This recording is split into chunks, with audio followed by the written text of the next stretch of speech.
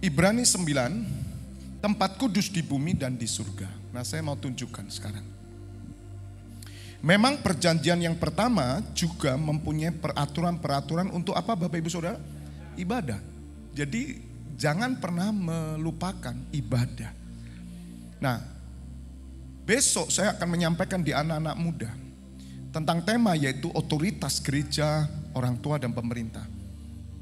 Tanda-tanda akhir zaman itu, ya tanda-tanda akhir zaman yaitu ada banyak orang yang mereka melupakan ibadah.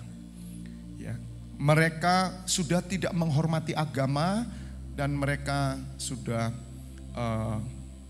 memungkiri kekuatan ibadah. Itu terjadi. Tidak menghormati pemerintah, tidak menghormati orang tua. Dan itu di 2 Timotius 3 di sanalah tanda akhir zaman. Dan Bapak Ibu Saudara sekarang kita bisa melihatlah ini tanda udah dekat. Ya. Jadi memang perjanjian yang pertama mempunyai peraturan-peraturan, tolong ayatnya. Untuk ibadah, ya. Ada peraturan-peraturan untuk ibadah dan untuk tempat kudus buatan tangan manusia. Kita tidak bisa memungkiri Bapak Ibu Saudara, tetap kita membutuhkan gedung, tetap membutuhkan tempat. Tapi beda nanti, ya beda. Apa yang dilakukan Musa pada perjanjian pertama karena ia melihat gambar yang di surga. Jadi yang di surga itu persis sama seperti yang kita lakukan. Apalagi melihat perjanjian pertama itu memang dibuat secara fisik saudara. Karena perjanjian lama itu lebih kepada gambaran, bayangan sampai nanti datangnya Mesias. Dan Mesias menunjukkan ibadah yang sejati, ibadah dalam roh saudara. Ya, bukan secara fisik. Jadi perjanjian lama ini mengajarkan kita untuk gambaran ini tidak pernah hilang. Kalau dalam perjanjian lama itu bentuknya fisik, kalau hari ini bentuknya roh. Ya, kalau dalam perjanjian lama itu dinyatakan dengan perbuatan, ya. Kalau dalam perjanjian baru dinyatakan dengan iman. Perjanjian lama Bapak Ibu Saudara harus betul-betul melakukan perbuatan, dasarnya itu bukan iman, tapi perbuatan. Tapi kalau perjanjian baru dasarnya iman yang dinyatakan dalam perbuatan, iman dulu. Nah, percaya saudara akan diperhitungkan. Saya berharap Bapak Ibu Saudara mengerti ayat kedua. Sebab ada dipersiapkan suatu kemah, yaitu bagian yang paling depan. Dan disebut, dan di situ terdapat kaki dian. Kaki dian seperti ini Bapak Ibu Saudara. Menorah dan meja dengan roti sajian. Bagian ini disebut tempat yang kudus. Jadi pada zaman dulu gambar yang di surga sama itu Musa harus membuat. Ada bagian satu kemah. Bapak Ibu Saudara, ini adalah satu kemah sebetulnya. Itu yang namanya kemah pertemuan. Sebetulnya kenapa kita beribadah? Karena kita masuk ke dalam satu kemah pertemuan. Dan kemah pertemuan itu hanya bisa dimasuki oleh para imam-imam. Bertemu siapa Bapak Ibu Saudara? Bertemu dengan Allah Sang Pencipta. Makanya di dalam kemah pertemuan ini ada benda-benda yang secara fisikly ditunjukkan kepada Bapak Ibu Saudara dan saya pada perjanjian lama. Yaitu yang namanya kaki dian, ya. Dan meja dengan roti sajian, meja dan ada rotinya. Dan disebut tempat yang kudus. Kemudian ayat 3. Ayat 3-nya. Di belakang tirai yang kedua terdapat suatu kemah lagi yang disebut tempat yang maha kudus. Jadi pada zaman dulu diberikan tirai antara tempat kudus dan maha kudus. Nah yang maha kudus ini yang paling penting Bapak Ibu Saudara. Ya. Karena tempat kudus ini tidak akan pernah ada selain Maha Kudus harus ada dulu. Kalau ruang Maha Kudus tidak ada, ya percuma tempat kudus. Setelah tempat kudus, pelataran. Nah Bapak Ibu Saudara, zaman dulu, zaman perjanjian lama, tidak boleh orang masuk ke tempat kudus dan Maha Kudus, kecuali para imam. Maka itu Bapak Ibu Saudara harus mengerti, ibadah kita hari ini, polanya sama, artinya maknanya sama.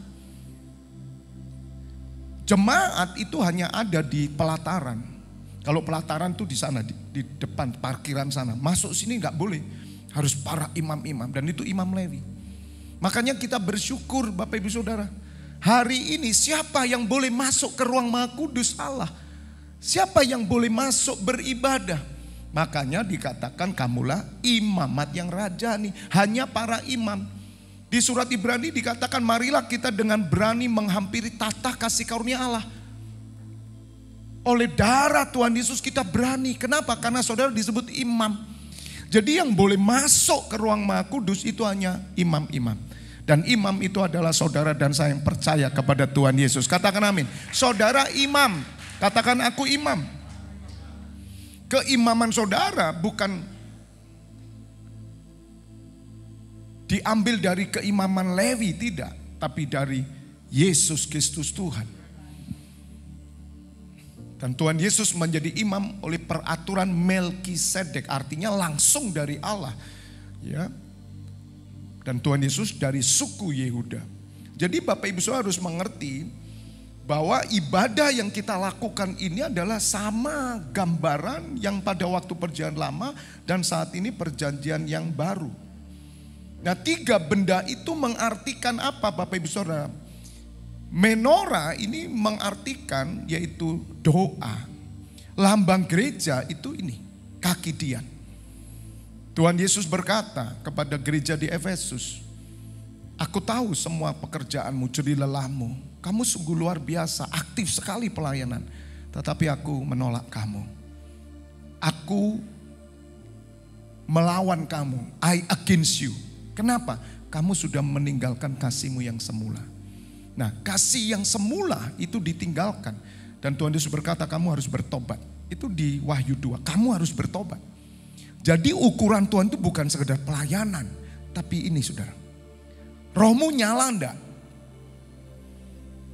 Makanya saya pesan Bapak Ibu Saudara, teman-teman pelayan, kalau saudara memang mau masuk nanti dalam kerajaan surga, sungguh-sungguh loh ya. Benar-benar duduk bersama Tuhan Yesus, ambil keimaman. Anda jangan hanya pelayanan, contoh, minta maaf ya, pemusik. Saudara hanya jangan mikirkan cuma musikmu. Kamu akan ditolak loh saudara. Kalau engkau gak punya roh doa. Makanya tahun 2023 nanti saya akan memberikan tugas. Mulai dari Mas Cahyo dan timnya semua akan menjadi imam. Tepuk tangan yang setuju. Oh Pak Febi maksoan, orangnya suka mesah. Bukan, saya peduli gitu loh. Saya nggak mau pemusik sama-sama kita nyanyi ya. Mereka tertinggal. Loh itu serius Wahyu 2. Minta maaf ya, banyak pelayanan-pelayanan mimbar yang tertinggal loh nanti. Karena apa? Lihat aja di gereja. Mereka tidak baca firman, mereka berdoa. Bingung cuman skillnya. Skill itu penting loh. Tapi tidak ada artinya di hadapan Tuhan Yesus. Kalau engkau tidak memiliki roh yang menyala-nyala. Dan Tuhan Yesus berkata bertobatlah. Lah kaki dian ini adalah gambar gereja. Di surat Wahyu dikatakan ada 7 bintang dan 7 kaki dian. 7 bintang itu 7 malaikat. Karena pada waktu itu ada 7 gereja. 7 kaki dian itu 7 gereja. Tuhan Yesus berkata di Wahyu 2, kalau kamu gak bertobat, tak ambil kaki dianmu dari tempatmu. Saudara, kalau gereja ini sama Tuhan Yesus diambil kaki diannya, ya gereja ini garing. Boleh Anda besar, banyak jemaat, tapi Tuhan tidak ada. Tidak ada fire. Nah inilah yang disebut doa. Maka itu Bapak Ibu Saudara, Tuhan Yesus berkata rumahku disebut rumah doa segala bangsa. Jangan kehilangan api doa. Dulu saya nggak mengerti tentang hal ini Bapak Ibu. Saya pikir yang doa-doa ya karunianya berdoa. Ya sudah masuklah ke ruang atas itu menara doa. Saya karunianya di worship leader, khotbah, nyanyi dan semuanya karunia di situ. Tetapi Tuhan membuka, rumahku disebut rumah doa. Berarti semua yang ada di dalam rumah Tuhan adalah pendoa. Dan pendoa itu adalah imam. Yang mengerti katakan amin. Tepuk tangan buat Tuhan Allah kita. Nah saudara harus ngerti dulu, pegang kunci kata-kata ini dulu. Aku imam. Jadi yang benar itu adalah imam musik, imam pujian penyembahan, imam multimedia, imam aser, imam konsumsi, imam bagian perlengkapan, imam bagian kameraman, dan semua yang terlibat dalam penata layar tidak boleh selain imam. Karena apa yang kita pegang ditahirkan oleh darah Tuhan Yesus. Pada waktu itu kalau mau ibadah diperciki dengan darah, saudara. Sekarang tidak, karena darah Tuhan Yesus sudah dinyatakan melalui kematiannya. Amin. Maka kita tidak perlu menyembelih kambing. Kalau Tuhan Yesus tidak mati dan bangkit, saudara, tiap kali kita ibadah pasti harus menyembelih kambing. Dan kemudian darahnya diperciki. Jadi itu yang namanya keyboard ini saya harus percik darah. Tapi dengan iman kita percaya tempat ini sudah dikuduskan oleh darah Tuhan Yesus. Alat-alat ini darah Tuhan Yesus. Jadi saudara pegang alat ini, kalau engkau enggak imam, engkau mati rohmu. Semua alat di sini dikuduskan oleh darah Tuhan Yesus. Makanya saudara harus dengan iman. Teman-teman pelayan meskipun kelihatannya kita, atau gini ya, andai kata kita nggak punya tempat nih, ini di sawah aja. Ayo ibadah di sawah bisa, ibadah di bis bisa. Tapi ketika kita bersatu dengan iman, tempat itu dikuduskan dengan darah Tuhan Yesus. Dan siapa yang boleh pegang alat itu? Harus imam. Nah tapi itu kok boleh Pak? Orang yang non Kristen Pak Febi kok suruh pelayanan?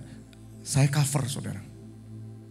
Mau izin saya cover di hadapan Tuhan Yesus. Saya berdiri. Karena dia bisa dipakai sebagai alat sama Tuhan. Boleh. Tapi ingat, apa yang ada di tempat ini itu sama dengan gambar di surga. Maka itu kalau Bapak Ibu saudara ngerti ini, saudara menjadi orang Kristen yang berbeda. Bukan agamawi. Agamawi itu tidak ngerti ini. Ya sudah, datang dari rumah, punya masalah, duduk. Hanya doa untuk masalahnya, dia pulang. Cuman itu aja. Dia nggak peduli apa arti ibadah ini. Nggak ada yang ngerti. Makanya saya berusaha. Domba yang dipercayakan saya oleh Tuhan Yesus dan Bapa di surga. Walaupun sedikit tapi mereka semua adalah orang-orang terpilih. Bukan cuma dipanggil, terpilih setia. Katakan amin. Sebab banyak dipanggil, sedikit yang dipilih. Yang masuk itu yang terpilih dan setia sampai akhir. Tepuk tangan dulu buat Tuhan. Jadi Bapak Ibu saudara mengerti ya, jadi ada doa. Dan doa itu lambang daripada cinta. Makanya ketika kita doa syafaat di sini, doa syafaat itu porsinya lebih serius daripada kita hanya meloncat-loncat memuji. Ikut doa sama-sama, bahasa roh. Amin. Sebetulnya kita ini tidak terlalu panjang-panjang ya bisa kok saudara. Doa pembukaan, doa syafaat, satu lagu firman pulang bisa. Bisa, yang penting sungguh-sungguh. Tapi kadang kan jiwa kita belum puas nih. Amin. Kita ini masih ada jiwa masalahnya gitu. Dan kita membutuhkan satu keintiman yang lebih lagi. Musa ketika ada di kemah pertemuan berjam-jam dia di sana. Waktu dia keluar sinar kemuliaan memenuhi wajahnya. Lihat saudara, semua orang Israel lihat dan tunduk karena mereka menanti apa yang difirmankan Bapa. Bisa mengerti ya? Jadi ibadah yang kita lakukan harus berubah. Kalau Bapak Ibu saudara hanya agamawi, ya yang penting ke gereja, minggu ke gereja, Kamis doa malam. Tanpa iman loh itu saudara. Kemudian ada yang namanya roti sajian. Roti itu ada lambang daripada firman Allah. Ya. Makanya kalau Bapak Ibu saudara melihat di sebuah gereja pasti ada doa, ya, ada firman-Nya. Tuhan suruh siapkan meja roti sajian. Itu satu lambang di mana kematian Tuhan Yesus akan membuka semua pengertian ini. Dan kita enggak perlu naruh bakpao gitu ya. Tak beragi kan enggak bisa kita bikin apa roti yang di India itu loh. Kane ya, yang atau bikin tepung, enggak usah. Karena Tuhan Yesus sudah mati dan bangkit, kita lakukan dengan iman.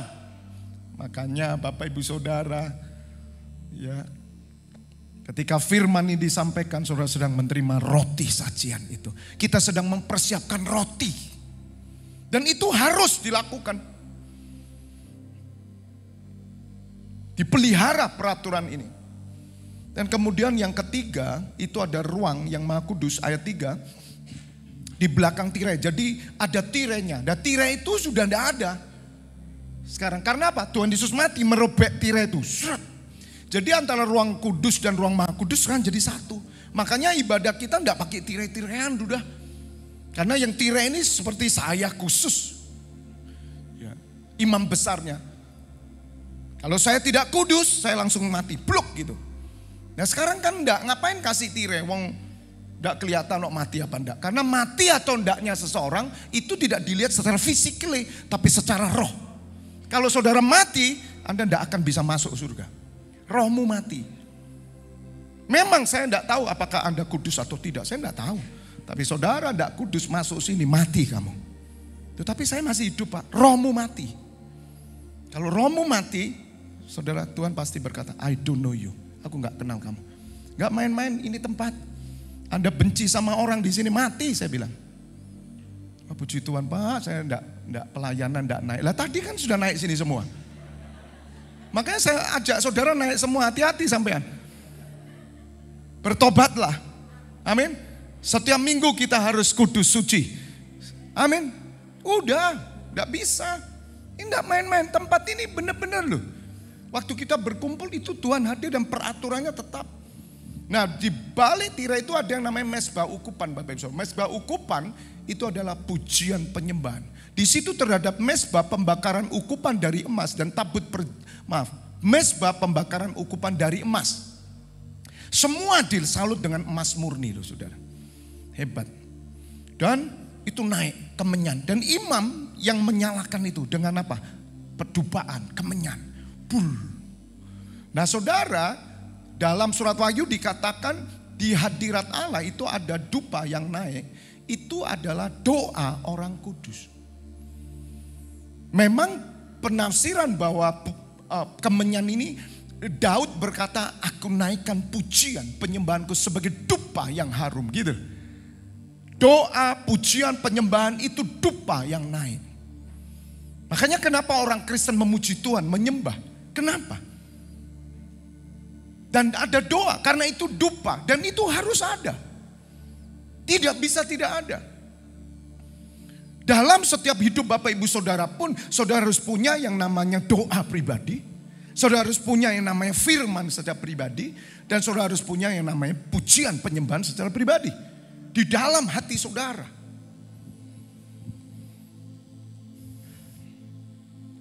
Baru Bapak Ibu Saudara, setelah itu ada yang namanya tabut perjanjian. Nah ini loh yang penting. Bapak Ibu Saudara, tabut perjanjian ini sampai hari ini belum diperketemukan. Yang di Bait Salomo itu belum ditemukan. Banyak replika-replika tapi bukan tabut perjanjian. Kalaupun ditemukan, itu hanya benda saja. Zaman dulu tabut perjanjian saudara, sesuatu yang luar biasa. Saya mendengar kesaksian dari seorang peneliti arkeolog yaitu Ron Wyatt. Dan dia pernah melihat, menemukan tapi tidak mungkin. Karena itu di bawah gunung batu yang begitu terjal. Itu di dalam bagaimana mengeluarkan. Tapi dia di bawah masuk menemukan di sana. Ya, penemuannya ada dan saya sudah mengikuti penemuan tabut perjanjian ketika dia sampaikan kepada pemerintah Israel, mereka tidak respon. Dan juga tidak mungkin bisa membawa itu. Tapi Bapak Roni melihat satu hal yang luar biasa, bahwa apa yang difirmankan Allah itu terus digenapi, dinyatakan. Bukan secara lahiriah saja, ya, tetapi secara roh. Jadi tabut perjanjian itu Bapak Ibu Saudara, itu harus imam itu memerciki dengan darah. Nah waktu ditemukan oleh Bapak Ron ini, Bapak Ron meninggal tahun 99. Meninggal. Dia melihat ada satu darah yang menetes di tabut itu. Nah, darah ini ditelusuri. Sebelumnya dia dan anaknya menemukan satu area, yaitu salib ditancapkan di sana. Nah, zaman dulu Bapak Ibu, salib itu harus terlihat di orang umum. Jadi salib itu bukan terpencil seperti di desa, misalnya kalau di Malang di tempatnya Pak Leon Fakir sana, enggak, dilihat semua umum. Karena apa? Supaya orang jerah. Hukuman salib itu membuat orang jerah, bukan mempermalukan, supaya semua umat, semua orang yang di daerah sana di Romawi itu ngerti, ini loh kalau kamu berbuat salah, nih tak eksekusi ini, ya toh, hukuman mati. Jadi itu di tempatnya itu diteliti, tempat yang ramai, memang tempat yang banyak orang lewat. Ditemukan di situ lubang, digeduk sama Pak Ron. Jangan-jangan ini adalah salib. Tapi salibnya siapa ini? Kan ada 3 salib.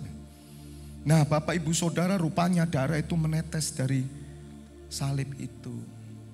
Dan Tuhan Yesus waktu ditusuk lambungnya, dia keluar langsung darah dan air. Itu netes. Nah, luar biasa Bapak Ibu Saudara. Itu darah itu bisa netes, masuk celah-celah gunung batu, netes ke tabut perjanjian. Semua sudah ada dalam rancangan Tuhan. Katakan amin. Wah, waktu saya melihat ini saudara, dahsyat. Bapak Ibu Saudara dengar, Alkitab yang kita punya itu adalah kitab yang nyata kehidupan. Siapa yang bisa mengerti kitab ini? Hanya orang-orang yang diberikan wahyu dan hikmat oleh Tuhan. Maka itu saya jelaskan ke Bapak Ibu supaya ibadah kita itu tidak sama. Tidak sama agamawi. Oh ya karena Kristen ibadah. No. Tidak.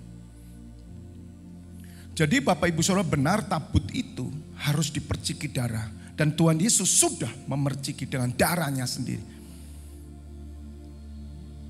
Dan di manakah tabut itu? Tabut itu artinya adalah kehadiran Allah.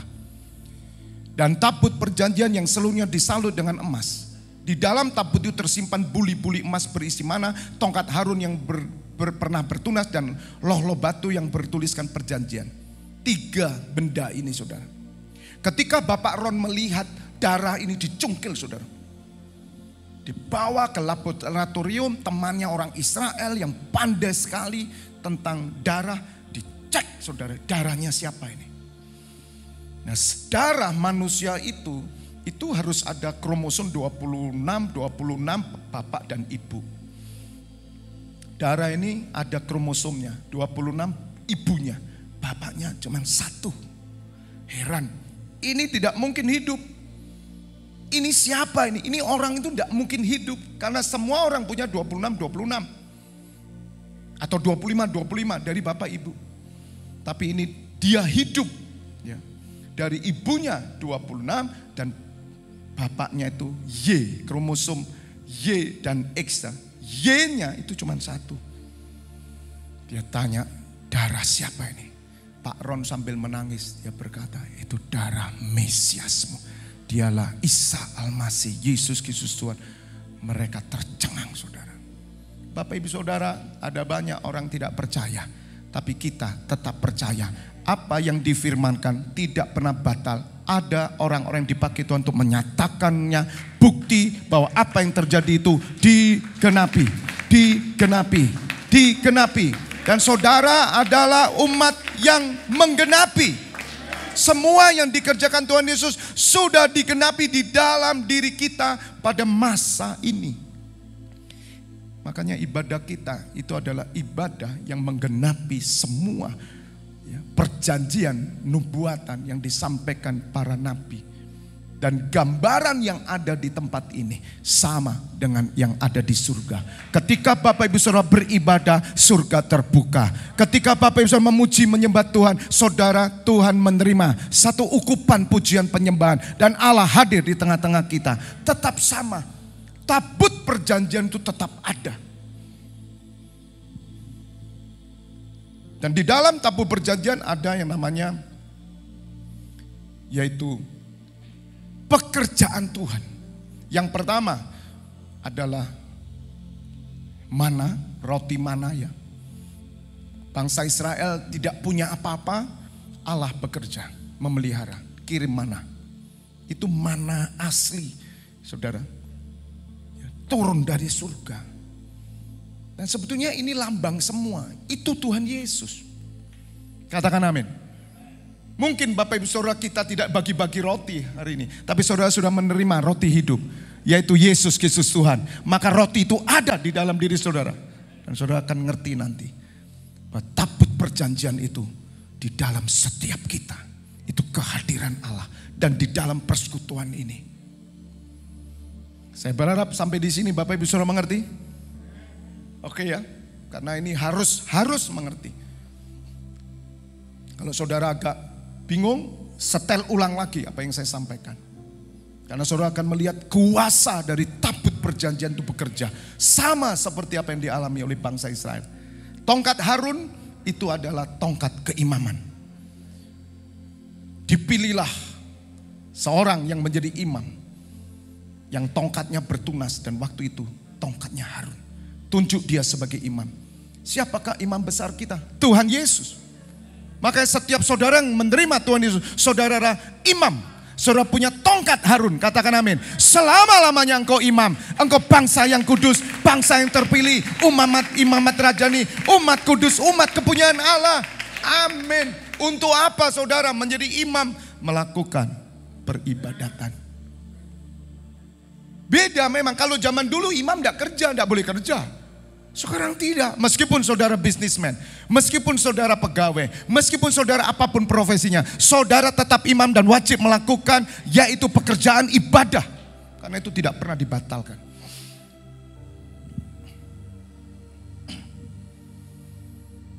Dan kemudian loh batu.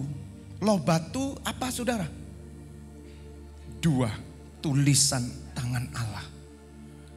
2 hukum. Saudara naik ke Gunung Sinai nanti Tuhan akan berikan loh batu. Secara namanya logos dan rema. Logos itu karena saudara percaya ya kepada firman-Nya, dan rema itu terjadi dalam hidup saudara setiap firman. Orang-orang yang naik ke Gunung Sinai worship nanti 40 hari. Saudara akan melihat bagaimana pekerjaan firman itu akan rema dalam hidupmu. Dan saudara tahu loh batu ini siapa? Tuhan Yesus. Setiap saudara yang percaya kepada Tuhan Yesus, firman itu menjadi manusia. Firman itu ada dalam hidupmu. Hidup dalam roh dan kebenaran. Amin. Wah saudara kalau ngerti ini dahsyat. Jadi Bapak Ibu Saudara akan mengerti secara pribadi dan secara korporat. Tabut perjanjian secara pribadi, setiap saudara di mana saudara berada, di sana tempat itu akan diberkati. Karena apa? Saudara adalah tabut perjanjian Allah. Di dalam saudara ada firman. Katakan amin. Itu terjadi ketika Yusuf menjadi seorang pembantu rumah tangga. Tempat itu diberkati. Bapak Ibu Saudara, perjanjian Allah kekal, diikat dengan sumpah sampai hari ini hanya bagi orang yang serius. Seperti mana tadi pagi saya katakan, kekristenan itu serius saudara. Kekristenan itu sungguh-sungguh. Artinya kekristenan itu bukan apa ya? Bukan abal-abal, bukan hanya satu apa ya? Kegiatan yang diciptakan manusia, tidak.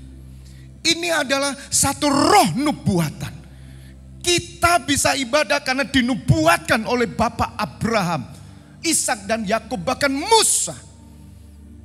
Luar biasa loh Bapak Ibu Saudara. Yang mengerti tepuk tangan dulu buat Tuhan Allah kita. Jadi Bapak Ibu Saudara, 2 loh batu saudara terima.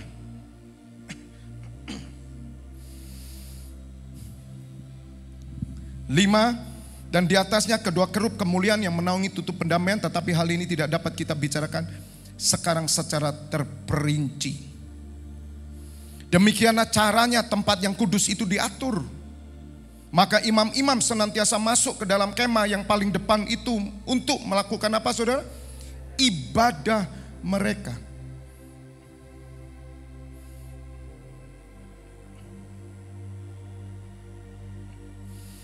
Semua ini dikerjakan oleh Musa karena ini adalah gambaran yang ada di surga. Musa melihat gambaran Tuhan suruh dia buat. Nah kita sekarang ke surat Wahyu. Buka Wahyu 11 ya. Saya tunjukkan ibadah, nanti saya akan simpulkan. Karena berkenaan dengan tabut ini. Nah tabut ini sampai hari ini polemik. Tapi bagi kita orang percaya, mau ketemu enggak ketemu, enggak masalah. Karena tabut sudah berpindah di dalam hidup kita. Dan secara korporat ini nanti. Enggak peduli mau ketemu enggak ada urusan kita. Karena semua sudah berubah di dalam Yesus Kristus Tuhan. Wahyu 11 ayat 15. Lalu malaikat yang ketujuh meniup sangkakalanya dan terdengarlah suara-suara nyaring di dalam surga. Katanya, pemerintahan atas dunia dipegang oleh Tuhan kita dan Dia yang diurapinya. Dan Dia akan memerintah sebagai raja sampai selama-lamanya. Dan ke-24 tua-tua yang duduk di hadapan Allah, di atas tahta mereka tersungkur dan menyembah Allah sambil berkata, kami mengucap syukur kepadamu ya Tuhan Allah yang Maha Kuasa, yang ada dan yang sudah ada. Karena Engkau telah memangku kuasamu yang besar dan telah mulai memerintah sebagai raja. Dan semua bangsa telah marah, tetapi amarahmu telah datang.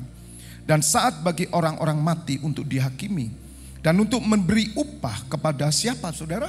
Hamba-hambamu, lihat. Dan nabi-nabi dan orang-orang kudus dan kepada mereka yang takut akan namamu, kepada orang-orang kecil dan orang-orang besar, dan untuk membinasakan barang siapa yang membinasakan bumi.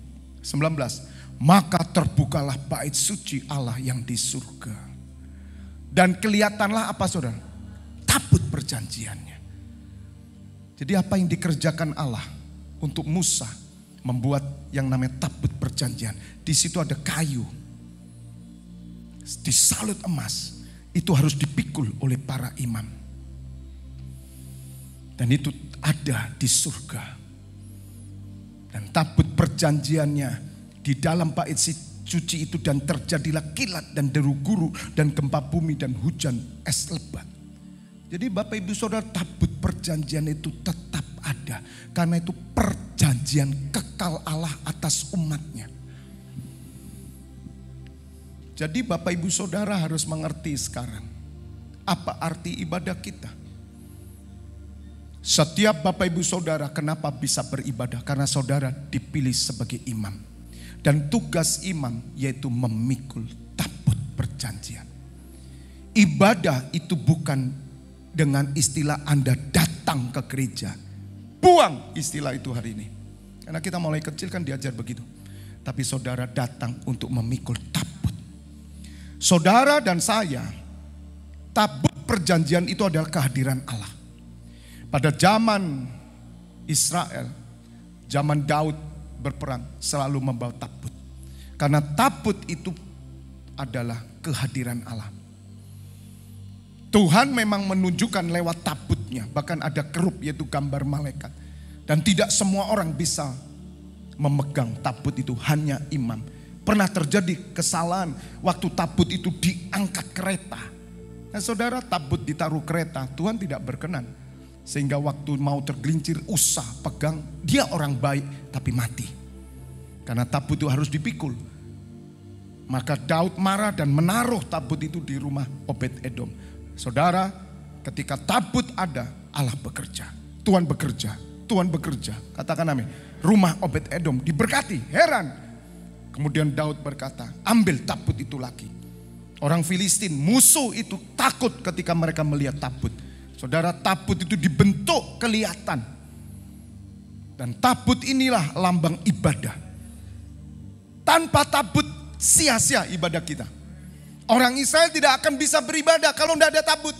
Dan di depan tabut selalu ada yang namanya mezbah ukupan. Ada yang namanya menorah. Dan ada yang namanya meja roti sajian. Dan ada imam. Hari ini benda-benda itu sudah tidak ada. Karena Yesus Kristus telah mati dan bangkit. Barang siapa percaya kepada Tuhan Yesus, maka mereka akan membawa tabut itu. Tabut itu dibawa loh saudara. Dalam bentuk apa? Ibadah kita. Orang akan melihat tabut itu ada dalam hidupmu ketika akan melihat orang melihat ibadahmu. Orang melihat ibadah sejati yaitu mempersembahkan hidupmu sebagai hidup yang berkenan, yang kudus, tak bercacat di hadapan Allah. Tabut itu nyata. Mengandung makna tapi nyata. Ibadah itu nyata. Hari Minggu, ibu mau kemana? Kok cantik? Ibadah. Nyata tabutnya. Ada imajinasi. Ibu mau kemana? Ke Songgoriti, renang. Ngapain? Ibadah. Renang kok ibadah loh. Banyak orang kan berkata, Pak, yang penting Tuhan itu di sini, Pak. Nah, ibu mau kemana? Mau ke Surabaya. Mau kemana? Tunjungan Plaza. Nyari apa? Sandal jepit cucu saya. Besok mau tampil, besok mau tampil. Bayangin. Itu yang terjadi tuh. Karena saudara tidak mengerti arti ibadah. Apa nggak bisa hari lain tuh cari ya? Kerja Pak, capek. Kok kamu merugikan ibadah tapi kerjamu nggak kamu rugikan? Aneh ya. Kalau sakit kok pas hari ibadah. Kalau kerja kok sehat. Ketok duit kok sehat saudara. Sekali lagi, saya tidak melarang loh saudara sakit. Ya. Karena setiap orang bisa sakit. Tapi kadang saya berpikir, kenapa ya? Kok pas-pas ibadahnya kok sakit gitu loh. Kok aneh. Loh besok Senin kerja lebih saya. Loh, saya mau tanya itu yang izin sama saya. Pak minta maaf ya, saya enggak bisa karena flu, batuk, pilek. Oke, ya. Besok pagi saya tanya maunya, saya telepon. Kamu di mana? Di kantor. Kok bisa? Aneh ya. Itu yang kita pikirin. Karena mereka enggak tahu. Kalau hari ini saudara memang saya sarankan udahlah. Bisa ikut streaming. Tapi saudara harus mengerti. Bahwa ibadah bukan sekedar saudara datang ke gereja. Tidak. Tapi saudara bersama-sama sebagai imam. Meskipun saudara melalui live streaming, Tuhan, aku memikul ibadah ini. Karena hadirat Allah itu harus dipikul, harus ada tinggal dalam hidup saudara. Maka Allah bekerja. Pekerjaan Allah di dalamnya terjadi pemeliharaan. Amin. Perjanjiannya. Bahkan firman-Nya bekerja. Makanya saya selalu berdoa, Tuhan, tabut perjanjianmu, kegidianmu ada di dalam hidup kami. Kami percayakan pemeliharaanmu. Kami percayakan tuntunanmu, itu firman. Kami percayakan penyertaanmu, itu imam. Kami percaya Tuhan bekerja, Tuhan bekerja, Tuhan bekerja. Katakan amin. Daniel satu pribadi yang menyatakan tabut itu ada dalam hidupnya. Tuhan mau setiap Bapak Ibu mengerti. Maka itu kenapa dalam Matius 11 ayat 29, ayat terkenal tuh. Tuhan Yesus berkata, mari datanglah kepadaku orang yang letih lesu dan beban berat. Pikulah kuk yang kupasang. Kok dipikul? Ya karena saudara ibadah itu mikul. Pak, Bu, Dek. Makanya yang anak-anak muda, Sabtu itu Anda datang. Pak Febi bukan paksa kamu ibadah. Siapa yang mau tak ajak mikul yang sama muda. Nah, saya umur 54 masuk saya dikongkon mikul terus, Rek. Yang pemuda ya generasi itu loh, siapa yang mau mikul tabut supaya Allah hadir di tengah-tengah generasi muda. Ada orang, bukan sekedar cuma disuruh ibadah, bukan. Makanya saya minta tolong mulai direnungkan, mulai masukkan alam bawah sadar bahwa mulai pagi hari ini saudara bukan datang ke gereja. Tetapi kita bersama-sama ada di tempat ini, kita akan mikul tabut perjanjian melalui pujian, penyembahan, melalui doa, melalui firman. Katakan amin. Mikul. Maka itu saya santai. Pak Febi buka sore. Iya, Pak sore gak ada banyak yang datang. Biarin. Mikul loh. Siapa yang mau mikul? Tetapi saudara, kalau engkau mau mikul, saudara akan lihat Tuhan bekerja dalam hidupmu. Tuhan itu adil, Tuhan tidak pernah diam. Tuhan akan melakukan segala perkara yang ajaib kepada orang yang sungguh-sungguh kepada Dia. Siapa yang mau serius? Siapa yang mau serius? Saudara pikir ini cuma kegiatan? Lah kalau cuma kegiatan top, saya bilang percuma. Apa artinya agamawi? Ketika saya mengerti ini, Tuhan engkau dahsyat, engkau tidak berubah dulu, sekarang sampai selamanya. Engkau benar Tuhan. Apa yang dilakukan pada zaman Musa tetap dilakukan sampai hari ini. Bahkan pelayanan kita lebih daripada pada zaman Musa. Karena itu mendatangkan kematian. Tetapi pelayanan perjanjian baru itu ada pelayanan roh yang mendatangkan kehidupan. Kalau Musa saja kemuliaan Allah itu terpancar loh saudara. Itu padahal gambaran. Apalagi Bapak Ibu Saudara yang mengerti bahwa di dalam Bapak Ibu Saudara ada tabut perjanjian. Karena siapa? Karena Yesus Kristus Tuhan. Dan setiap saudara punya hak imam. Punya kewajiban imam. Untuk apa? Mikul. Maka itu kenapa di Alkitab dikatakan gereja. Kenapa harus ada ibadah? Lebih baik udah sendiri-sendiri aja di rumah. Yang penting mikul sendiri lah. Doa sendiri aja. Tidak pernah pada zaman rasul-rasul mereka berkumpul. Setiap hari bahkan. Untuk apa? Mereka mikul saudara. Karena ketetapan Allah pada zaman Musa harus selama-lamanya harus ada bait Allah. Selama-lamanya. Maka pada zaman perjanjian baru tetap ada gereja. Meskipun nanti gereja itu dihancurkan. Gereja dilarang. Tuhan katakan 2-3 orang mikul sama-sama. Karena pada waktu itu kita nggak bisa mengundang siapapun. Mungkin pada waktu itu saudara sudah tidak bisa melihat gembala. Mungkin gembalamu sudah mati. Saudara akan ngerti sendiri, pikul. Saudara tidak bisa tanya, Pak gereja ada enggak? Mati sampean. Karena masa itu masa antikris, masa penganiayaan. Walaupun saya percaya ketika masa penganiayaan atau antikris itu kita sudah terangkat. Tetapi kalau masa penganiayaan sebelum antikris. Karena antikris sendiri dan penganiayaan sendiri. Sebelum terangkat loh itu bisa terjadi. Kalau Bapak Ibu Saudara mengerti ini, kau mau ke gereja mana? Sadarkah Bapak Ibu Saudara bahwa saudara imam? Sadarkah bahwa saudara dan saya di tempat ini untuk mikul? Saya sebagai pemimpin. Yang saudara pikul bukan saya. Saya tidak mungkin dipikul saudara. Buat apa mikul gembala? Itu sesat. Pikullah tabut perjanjian. Dan tabut perjanjian itu ada kehadiran Allah. Di dalam saudara ada tugas keimaman. Jadi keimaman apa Pak? Keimaman itu doa, pujian, penyembahan, firman. Dan itu ada di dalam ibadah baik secara pribadi di rumah dan secara korporat bersama-sama.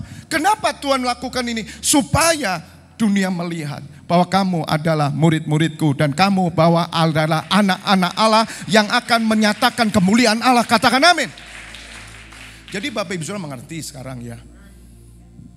Kalau saudara tempatnya ada ibadah, nanti sore contohnya, jangan saudara berkata cuman gini, ya sudah saya kan udah ke gereja, coba doa. Kalau saudara terbebani, aku mau mikul sama-sama. Bapak Ibu Saudara, Tuhan itu tidak akan diam kok. Tapi tidak semua, tidak apa-apa. Ada yang ibadah cuman pagi, ada yang pagi sore.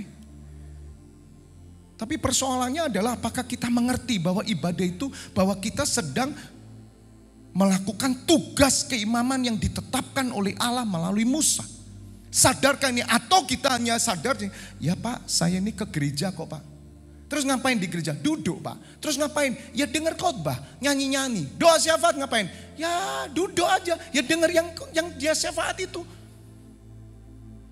Itu nonton saudara. Berarti selama ini ibadahmu sia-sia loh. Nah mumpung Tuhan Yesus belum datang, mari bertobat. Ayo Tuhan ampuni saya. Kalau selama ini saya cuman hanya nunggu doa syafaat, termasuk pelayan-pelayan ini semua. Kenapa kamu main musik? Ya karena ditugasi sama Pak Webi. Kamu ibadah apa enggak? Ya ibadah Pak ikut. Ngerti enggak? Enggak ngerti kalau saya imam. Tahu enggak alat yang kamu pakai itu ada darah? Karena ini realita loh saudara. Ini sungguh-sungguh. Tapi yang menakutkannya gini loh. Kalau zaman dulu mati langsung bluk ketahuan. Ya, misalnya Rudi gitu ya. Tiba-tiba enggak kudus. Tiba-tiba Rut ada apa Rut? Mati dia. Bawa ambulan itu berangkat. Ya toh. Tapi hari ini enggak kelihatan. Matinya di dalam. Tahu-tahu Tuhan bilang aku enggak kenal kamu. Loh Tuhan saya kan ngelayani terus loh. Saya tuh enggak pernah absen loh. Bahkan enggak ada ibadah saya tetap main musik terus loh. Hebat enggak? Belum ditelepon dulu saya sudah ada di sana. Aku enggak kenal kamu. Lihat saudara. Sedangkan cinta mula-mula hilang aja ditolak sama Tuhan. Makanya saya kan mengajarkan, ayo bangun keimamanmu. Apa? Doamu tiap pagi, tiap hari. Kamu punya enggak kehidupan doa? Saya pesan saudara yang enggak punya kehidupan doa masing-masing ya. Cepat ambil saudara. Sungguh. Besok kita enggak tahu apakah Tuhan datang atau enggak. Kalau Tuhan Yesus datang, semua terlambat. Semua akan dibuka. Dan Tuhan akan buka seperti yang Dia perintahkan pada zaman perjanjian lama. 2 loh batu itu 10 hukum Allah. Itu tetap berlaku sampai hari ini loh saudara.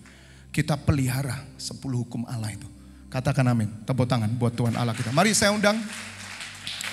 Mari Bapak Ibu Saudara. Kita berdoa. Nanti sore saya lanjutkan ya. Supaya kita lebih mengerti, lebih serius. Katakan serius. Ya, kita lebih serius. Gimana caranya serius? Saudara mengerti bahwa semua yang ada di tempat ini adalah benar-benar gambaran surga. Dan Bapak Ibu Saudara adalah orang-orang yang memikul tabut perjanjian. Bapak Ibu Saudara bukan sekedar datang ke gereja. Mulai hari ini saudara ikut pikul.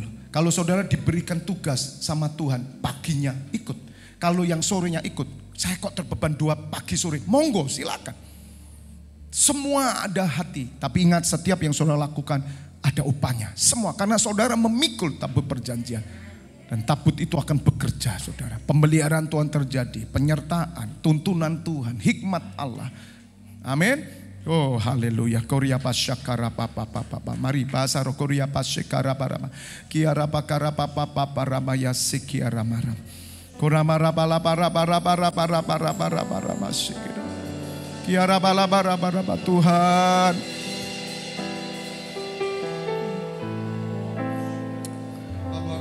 Biarlah kami mengerti. Biar kami mengerti bahwa apa yang kami kerjakan ini bukan peraturan manusia. Tetapi kami melakukan perintah-Mu. Sama seperti perintah-Mu pada masa Abraham. Masa Musa, Daud dan semuanya Bapak. Bahkan tabut perjanjian ada di bait Allah di surga. Tempat ini ada tabut perjanjian ya Bapak. Yesus Kristuslah tabut perjanjian itu ya Bapa. Perkenananmu, penyertaanmu. Oh repasyakara papa. Kiara para para para para. Mari Bapak Ibu Saudara. Mungkin selama ini kita merasa bahwa kita hanya ke gereja. Melalui firman Tuhan pagi hari ini kita sadar. Kita bukan sekedar ke gereja. Kita bukan sekedar melayani, tapi kita adalah orang-orang yang dipilih, imam-imam yang punya tanggung jawab. Kita datang dari rumah kita berkata, Tuhan aku mau pikul tabut perjanjian-Mu bersama-sama para pelayan-Mu. Tidak ada penonton di tempat ini. Semua adalah pelayan Tuhan. Semua adalah pemain. Kerepe sekia rapa. Supaya di tempat ini dupa yang harum naik. Oh repasyaka raba. Terima kasih ya Bapak.